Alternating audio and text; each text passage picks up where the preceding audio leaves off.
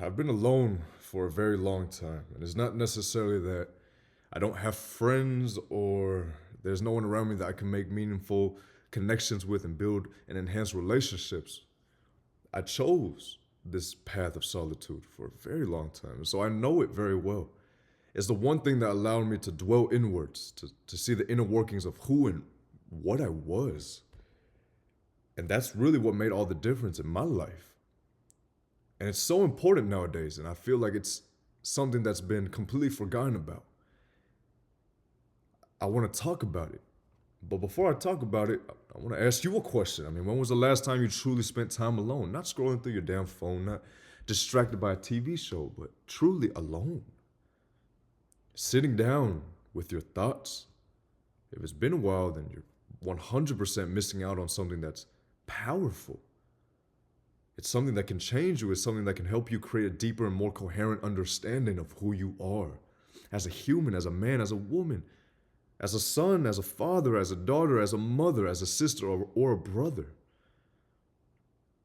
It lets you see what aspects of yourself are lying dormant. It helps you pull it out of a place that was once lost. It's no man's land, and you pull it out of no man's land, and you create that life. You manifest it. It becomes you. It becomes who you are. There are answers that you've been looking for. You have questions and it seems like you can't find a solution. It's nowhere to be found. You're like, I can't solve it. It's because you're solving it by means of external.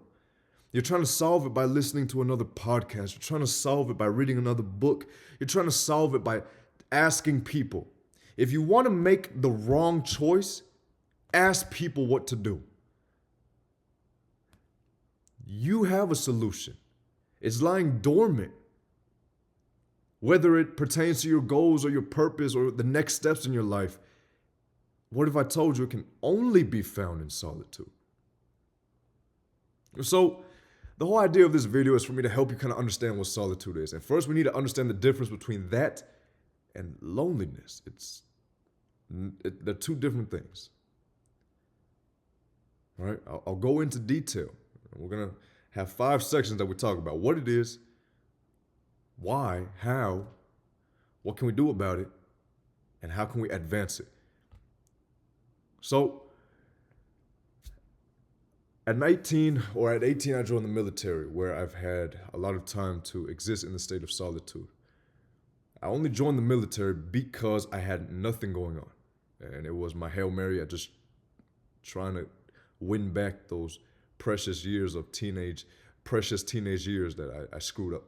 I'm like, well, maybe I don't have to be a deadbeat loser.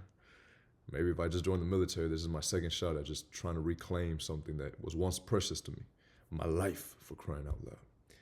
And in the midst of being in the military, I was in during the outbreak of COVID, and we didn't work. And mind you, a lot of soldiers, a lot of people in the military, they're paid, they're on salary. They don't get paid hourly. So it's not how much time they work, it's literally salary. So no matter how much they work, no matter if it's a little bit or a lot, they will get paid. And so COVID was really cool because there were a few months where we did not work and we just got money coming in, which was really cool. But because we didn't work and we're stuck inside these barracks are just a fancy way of saying dorms. Consider dorms, but for freaking people in the military. I was stuck inside a dorm with another roommate. A small, that room was no more than like 500 square feet. It was small, man. And it was split in half and 2 people had to live in that one room. It's like a master guest room in a house that was shared with 2 people. It was hard for me to get a lot of solitude, especially when I needed it, when I was on this journey of discovering myself and trying to figure out what I am, where I'm meant to be, what I'm meant to do. Beyond what I'm meant to do, what do I even want to do? How can I define my life instead of having other people define it? Like my family trying to tell me what to do. As if they rule over me, as if they control me, as if they truly know what's best for me, or as a matter of fact, as if they truly freaking care. I had to ask myself questions. And so it's not like I could be in one room, right? I had to step outside. I would sit on the balcony for freaking hours, day after day, looking at the same tree, just sitting down, sun blasting, and I'm just there trying to figure it out. You fast forward, right? And then I got with the startup company. A lot of things happened, and I had a moment of solitude there. So solitude is something I'm very familiar with, and it's been beneficial because across my life, I've seen people that can't stand being alone. It scares them. It's frightening. They always have to be around people, always stimulated.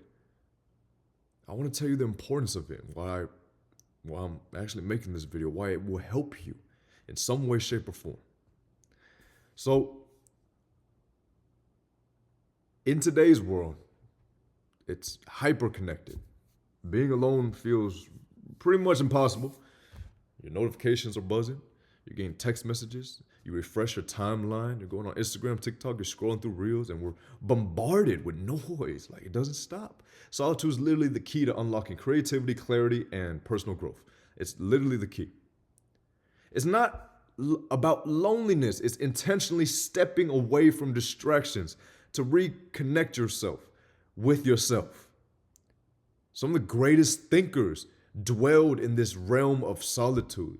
Einstein, Thoreau, Jobs, Carl Jung. You guys know I love Carl Jung, man. That dude was magnificent. Nietzsche, Dostoevsky, some of the most prolific minds ever. They are very familiar with solitude. Again, I was stuck for a long time, man. Constantly distracted. I was overwhelmed.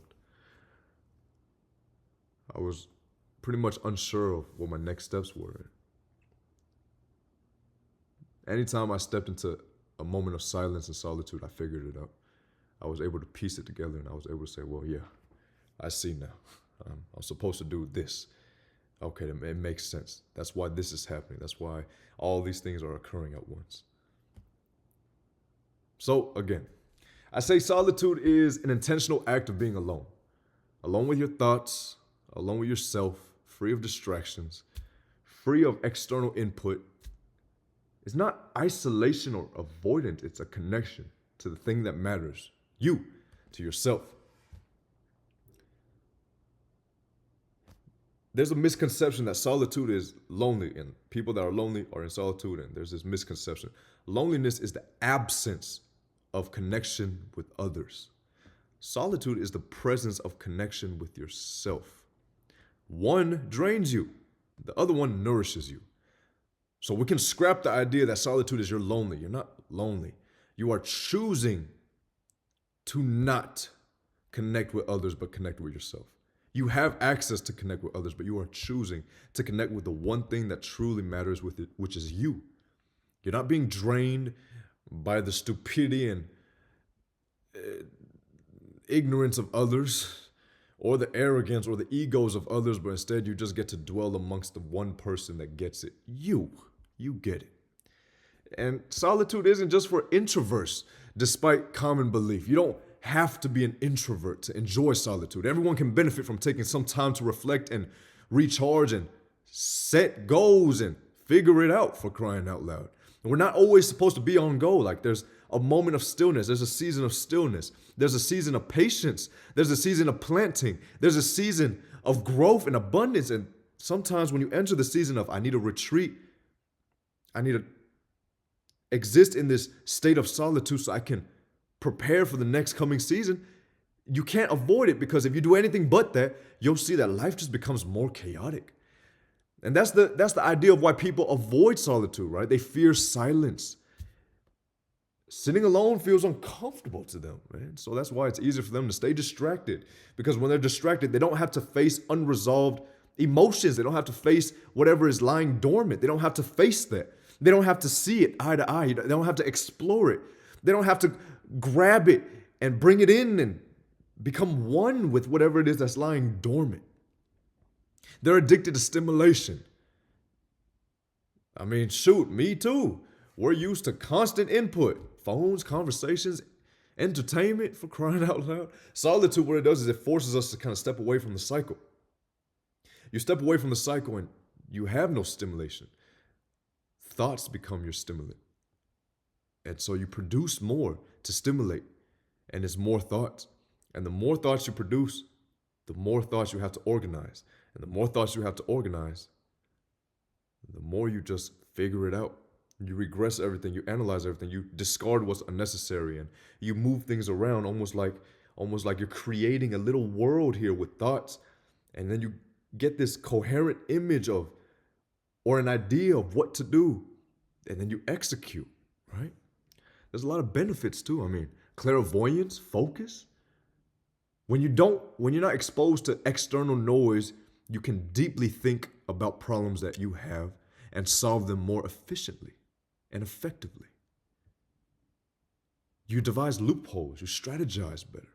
While there's no noise, no nonsense, this is the peak of your creativeness. This right here, moments where nothing, you hear that? No noise. These are moments where the best version of you comes out because you're looking at you and you're like, it's just me. Let the magic unfold. And then you have to step back into this little area of isolation or solitude sometimes in order to become the best version of yourself so that you can give that version of yourself to the world, so that you can be of service, so that things can just magically turn out for the better. I mean, it helps you build some emotional resilience too and self-awareness. It's mentally draining to constantly be exposed to all these external stimuli, having conversations with people that you don't want to have conversations with. And coherently, when you're in a state of solitude, it's also very draining because it takes a toll. Your brain starts working 10x. The amount of thoughts you produce multiplies, compounds 10x, 100x, million x. And it takes a toll because if you cannot strategically organize these thoughts and say, okay, here it is, here's what I'll do about it, boom, next thought, bring it in, boom, boom, boom. If you can't do that, you'll be bombarded, and to a degree, it'll be worse than the external world. You'll be bombarded with even more stimuli. And it's things that it's hard to get rid of because, yeah, you can step away from people, but now you're in your mind. It's hard to step away and step out of your mind. Now you've made a direct connection with your mind. You've explored it, something that not a lot of people want to explore, even know how to explore, right? So it builds emotional resilience if you can get past that. It enhances creativity. Again, when your mind isn't bombarded with distractions, it has space to innovate, to imagine, to think, to create. And in doing so, you're not tasked with X, Y, and Z. It's just, okay, I got this idea. Let's just freaking do some research on it. Boom, boom, boom. Then next thing you know, you're doing research. It's perfect. So let's talk about how to prepare for solitude. There is preparation that has to occur before you step into it. You don't just jump into the water without knowing how to swim, right? Or at least learn how to float if you don't know how to swim. Create the right mindset. And we start with shifting your perspective. So instead of seeing solitude as boring or unproductive or wow, that's so lame, what type of life is that? View it as truly a powerful tool for personal growth. I personally once knew people who never could be in solitude. They always had to have someone, something around them. Being alone was impossible for them. And I saw the misery. It just spoke to me. I said, oh, you fear loneliness, huh? Shift your perspective. Don't see it as boring. Don't see it as unproductive. Don't see it as, oh, I'm weird and I'm lonely. No. Remind yourself, well, this is time. This is the time for me to recharge, reflect, reconnect. I am investing in myself if I'm willing to enter the state of solitude. If I'm able to just walk into it. It's truly an investment. It's short term. To a degree, when you do it long enough, it becomes short and long term pleasure. But let's say you're just starting out, it'll be short term irritability. You'll become a little irritable and uncomfortable. But long term, the effects it has on you is magnificent. You change, you grow, you learn more, you've enhanced everything. Your clairvoyance, your mental capacity to create thought, mental barriers, you've squandered them, broken them down, you've pummeled past them. So it's magnificent. create the right mindset. Next thing I want to talk about is identifying the obstacles. That's another way to kind of prepare your mind for this. There's something called FOMO. It's called fear of missing out. You'll hear this in a lot of people in the market that trade say FOMO. And it's basically saying, don't be afraid of stepping away because you're not going to miss out on much. Oh, they invite you to the club. Hey, I'm pretty sure you know what the outcome's going to be. You're going to go, you're going to have a few drinks turn into a lot of drinks. You're going to get the freak on with whoever the heck is in the club. Next thing you know, you're going to wake up feeling disgusting and not want to do it again. And you're going to be down a couple $100 that day. Like, it's the same thing over and over, and they still want to do it. Like, there is nothing. It's the only thing that's new in a club is who else are you going to get the freak on with tonight? That's the only new thing. It's the same outcome. You feel like garbage the next day. You feel depleted. You're a lot skinnier. You've lost some weight. You need to rehydrate. You think slower. You act slower. You move slower, and you get less things done. You get less done. And beyond that, you've spent a lot of money, and so now you've went downwards. If money is a goal of yours, or accumulating or obtaining a lot of money is a specific goal of yours, you've literally done the opposite, right? So don't fear missing out on anything. Like, what are you possibly going to miss out on? A conversation that might change your life? Maybe, but damn it, what if what will change your life is a conversation you need to have with the one person that matters, you? Instead of X, Y, and Z, this person, that person, that person. How about you talk to yourself? See where that takes you, right? Don't feel guilty about doing nothing. It's not doing nothing. It's doing nothing. You're not doing nothing. You're doing nothing. When you are in solitude, you create a space for the things that truly matter. And so you're doing. But what you're doing is the art of nothing. Set up your environment. That's a great way too to prepare. What's a solitude-friendly space? For me, it's the house. No distractions, no one around me, no one to knock on my door, no one to tell me, hey, we got to get this done, this done, this done. No one bombarding me with calls, no one filling my head with their opinions that I didn't ask for. No one judging. Hey, I have nothing around. Just me. And I get the most creative in these spaces, right? Sometimes in these spaces, I lock into this mode where the content I make, I'm like, I can't wait to share this with you guys. I hope you guys learn something from this video. I become the most creative. My brain works way faster. I move faster. I get more things done, and I've set myself that much further ahead when I just enter these states of solitude. And to a degree, you know you're on the right path when distractions just come and they present beautiful opportunities. When I was in a state of solitude where I was doing content, I was reading, and I was doing all this, something pulled me away. It was promising. And that's when I wish I knew what I knew now, which is, and by the way, this is only 2 months ago, so you learn.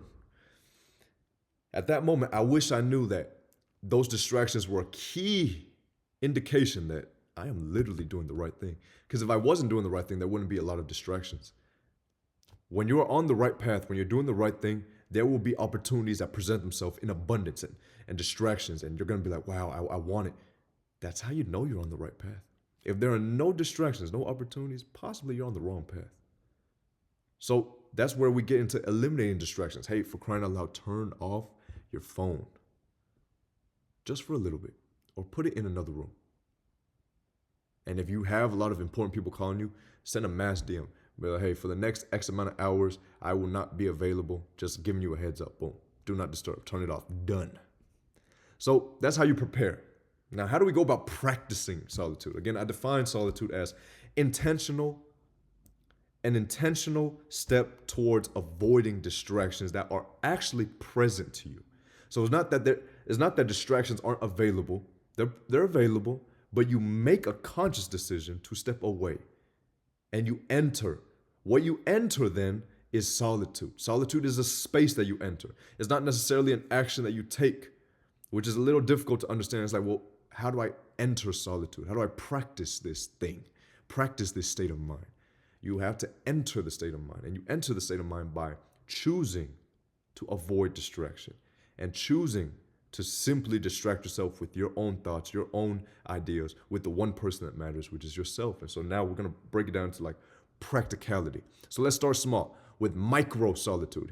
Ergo, the whole idea where in a lot of my videos, I talk about micro habits turning into macro habits. You start small, and over a long enough time period, what happens is you reap the abundance of your harvest. You reap what you sow. Start with just 5 minutes a day. I can practice solitude for upwards to a few hours. Start with just 5 minutes, 10. It took me some time to get to this point. It wasn't easy. I'm not bragging either. It's my ability to do this is literally a byproduct of practicing it so often. So just start with 5 to 10 minutes. Sit down and just sit. See if you can truly just sit like this. You're not tapping your finger. You're not kind of doing this with your goatee for all my gentlemen. You're not tapping your toes and tapping your feet, and you're not fidgeting. You just sit down and you breathe. Sit quietly with no distractions. The goal in these early stages is to get comfortable with being alone with your own thoughts and the inner workings of your own mind. You don't have to sit down. You could take a short walk. You can walk. You can just sit on a park bench and observe. You now become the observer. You can do that. Something else you can do is you can engage in intentional reflection, right? And so it's good to define reflection too. Reflection, defined by me at least, is the practice of revisiting something that has been in order to gain knowledge, wisdom, or a lesson that you may have missed. I'm going to say that one more time. Reflection, defined by me at least, is intentionally revisiting something that already has been, hence the past. Revisiting a memory, an experience, that one time, in order to gain wisdom, knowledge, or a lesson that will help you. Okay? You can visualize it. You can visualize an experience. What happened a week ago? Why did that happen? How did that happen? Why did I have to speak to this person at this time and this time?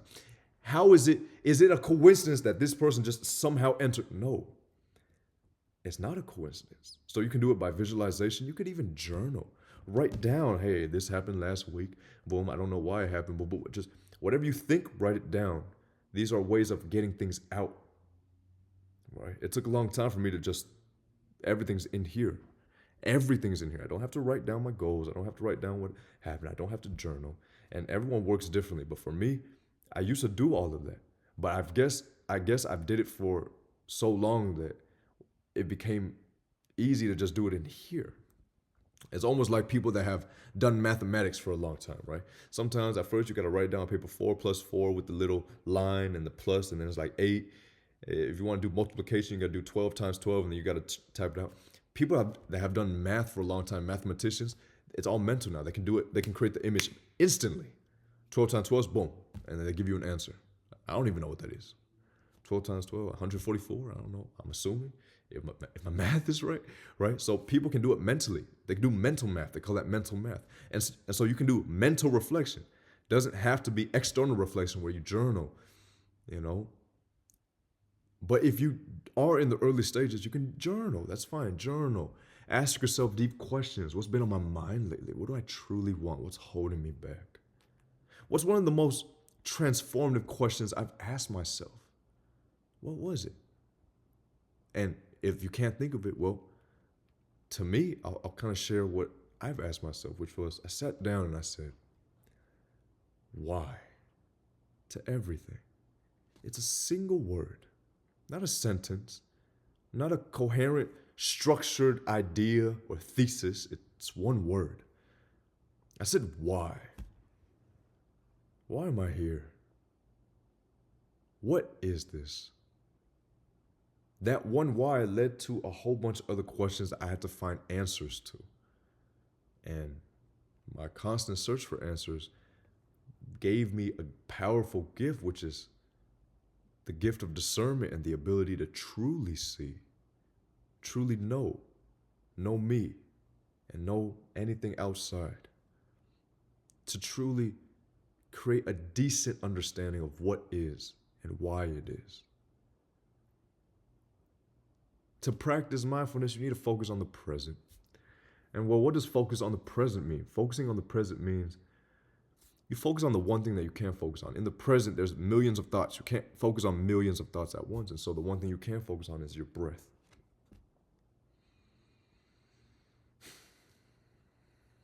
You can pay attention to how deep you breathe. You're like, oh, right now I'm breathing very deep. I'm exhaling. As I'm inhaling, my diaphragm is coming in, and as I'm exhaling, my diaphragm collapses. It's being pulled in, and it regresses, and it expands. What that does is it helps you practice intense focus. If you're working on a project, you're intensely focusing on the project. If you're writing a book, you're intensely focusing on the book. If you're starting a business, you're intensely focusing on the business. And so similarly, when you're present, you're intensely focusing on what is now, which is your breath, which is the present moment, where nothing to a degree is going wrong. Everything's going right, and you have breath to confirm this belief, right? And then, well, after you've done that, you need to embrace boredom. Boredom is powerful because we think we always need to move, we always need to do, we always need to talk, we always need to go. Some of the most magnificent moments in my life where I've had some of the most profound revelations were moments where I was completely okay with being bored, and I just stood still, and I'm like, oh my gosh. Something just kind of smacks you across the head. It's like, what? It's almost like a little guardian angel just flying past you, dropping a piece of knowledge, and it enters your brain, and you just get an idea. And the only reason that guardian angel was able to drop that idea is because you were in one position the whole time, just one. Now, if you're constantly moving, that guardian angel constantly has to catch you and say, damn, I missed it. Oh, he didn't get the idea this time. He's moving too fast, right? Sometimes slowing down is powerful. In solitude, you might feel bored at first. That's okay, man. Boredom creates space for creativity and self-reflection. Let the ideas flow. Resist the urge to fill this void. You don't have to fill it up. Sit with the boredom. Notice what thoughts or ideas emerge. Disconnect in order to reconnect. You disconnect from the outer world to reconnect with your inner self. Sometimes we've disconnected with our inner self to reconnect with the outer world, and we feel lost, empty, something's missing. There's a reason for that. It's because we're supposed to connect with ourselves, not really the outer world. You can do that, and there's practical things you could do. You could take a digital detox, meaning anything digital you just take a break from. To a degree, I've completely limited the amount of TV I watch. I don't often watch TV unless I'm with somebody. I limit the amount of time I scroll on my phone completely. If I'm going to learn something, I try to avoid learning through a digital screen. And if I have to learn it through a digital screen, that's fine. But to a degree, I try to just do like a book. No phones in the morning. That's pretty important. See if you can go 2 or 3 hours without touching your phone in the morning. And if you work and you're an entrepreneur to where you have to see a digital screen the moment you wake up, hey, you made that call. I guess I'm speaking for the ones that haven't made that call yet. If you don't need to look at your phone, just don't look at your phone, and try your best to avoid looking at your phone. That's what's killing you. That's what's distracting you. That's what's destroying your brain. So detox, because you're going to keep looking at your brain, or keep looking at your phone, eventually, right? So in moments like that, just say, well, I'm going to step away from my phone just for this moment.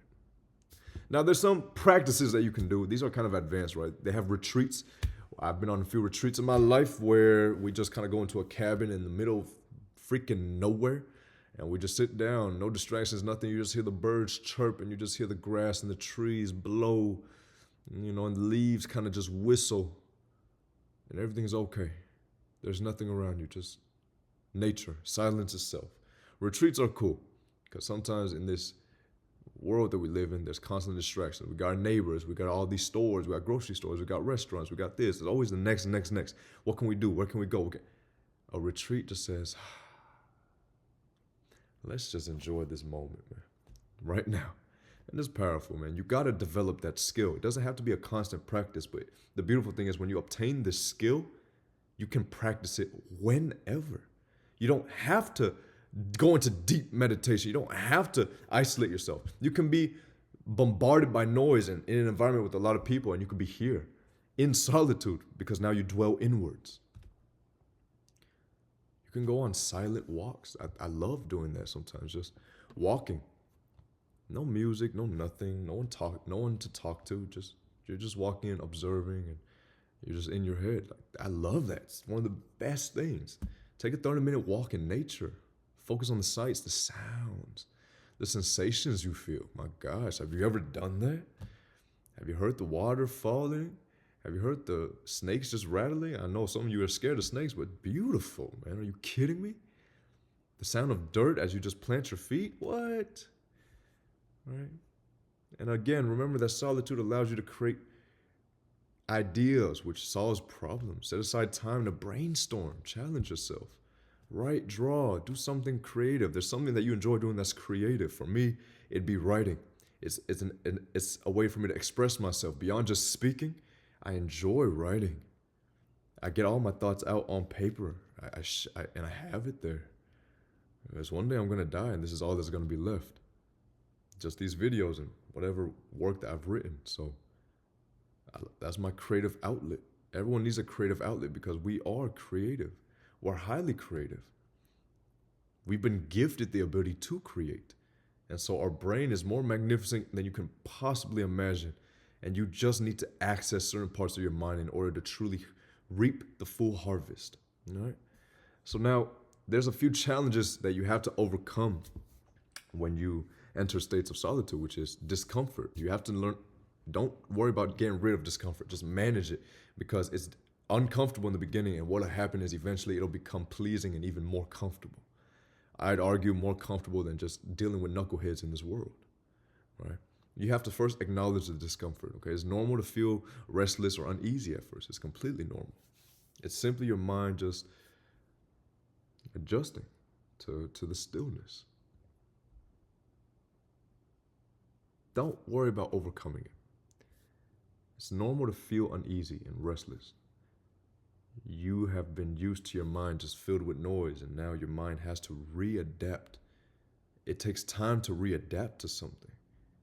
It takes time. Don't try to get rid of it. Don't try to overcome it. Just say, this is temporary. Lean into it and say, this is truly a sign of growth. When you're in the gym working out, it's uncomfortable with all that weight that you're pushing. But imagine you just pushing air. Where would the results be? But the fact that you push heavy weight and there's resistance shows you that I will grow. And this is resistance. You will grow. And the discomfort is your resistance. It is the 45-pound plate. And you benching is simply you acknowledging and not running away from it, but you leaning more into it. Now, we talk about overthinking all the time, which I'm not a big fan of. Our brains naturally produce thought. That's how the mind works. You can't just not produce thought. Even in intense meditation, you are not a blank slate, because to enter a state of intense meditation, you are thinking of breath. And so your focus is breath, so your thought becomes breath, and so breath becomes an empty slate. And so now your thought is empty slate. You don't stop producing thought. And so we need to reframe overthinking.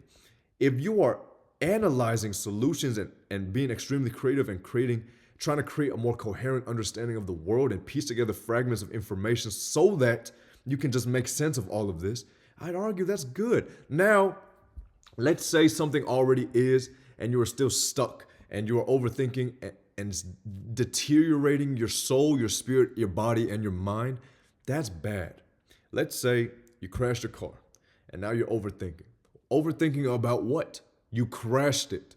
Fix it. Now let's say you have a problem that's not yet solved, and you're overthinking. I wouldn't say that's overthinking. I'd say that you're solving a problem. You're trying to solve a problem. Good. Use your mind to its fullest potential. Remember that if your thoughts spiral, acknowledge them just without judgment. If they're spiraling, just all you have to do is notice the trend. Is the trend upwards or is the trend downwards? What spiral is this? Downward spiral or upward spiral? And then when you do that, bring your attention right back to your breath, and you'll be just fine, right? key takeaways, man. Solitude is about connecting with yourself, not isolating from others. It's choice. I choose to connect with myself, not others. Doesn't mean I isolate from others. I'd just rather connect with myself. Again, small daily moments of quiet go a long way. You can use tools like journaling, mindfulness. You can have a moment of creative reflection to make the most of your time. Remember to embrace the discomfort. It's simply a part of the process. The world is noisy, man. It's going to keep getting noisier. Solitude allows you to hear your own voice in a world where you hear millions of voices and you can't even think for yourself. I mean, in school, they don't teach you how to think, they teach you what to think. In solitude, you finally learn how to think. You're not being fed what to think, what to believe. You learn how to think, how to believe, everything. You learn the how in these moments because no one's teaching you. You are your own guide, and there is a part of you that's more intelligent, beyond measure, and you have no idea. It's you, but it's your guidance. It's guiding you. And I know it's hard to visualize, but there is a version of you that exists here, not just in the physical world, but somewhere else, and it's truly you. Just much more intelligent, and it will guide you in moments of solitude. You'll get extreme clairvoyance. You will see. And this is coming from someone who is completely against the whole spiritual mantra. Not because I haven't studied it, it's because I have studied it. And I simply took a different approach. I've broken it down to practicality. So if I ever make videos like this, where I'm trying to allow you to enter a space that might be beyond you, I do it practically. I don't just say, oh, you have to dwell inward. What does that mean? Solitude, being solitude, what is that? Right? So I've broken it down. It's not that I'm against it, it's just, it did a lot for me, but I got so consumed by it that sometimes I feel like it did more harm than good. Every day I have to just piece and pull away the goods to give it to you. Ask yourself what's something that you're going to practice this week. What are you going to do? Tell me in the comments. I want to read. I want to see. Are you going to journal? Are you going to go on a walk? I want to know. Talk to me, man. My YouTube's still growing. So the beautiful thing is what I have is the ability to read all your guys' comments. I'm not bombarded with thousands. I get to read everything. It's phenomenal. I love reading your guys' comments. I'm like, oh my gosh, I got people that watch my stuff. It's magnificent. And so there it is. Solitude. I hope I broke it down. I hope I broke it down in a way that allowed you to understand it. I hope you do something with this. That's all I got.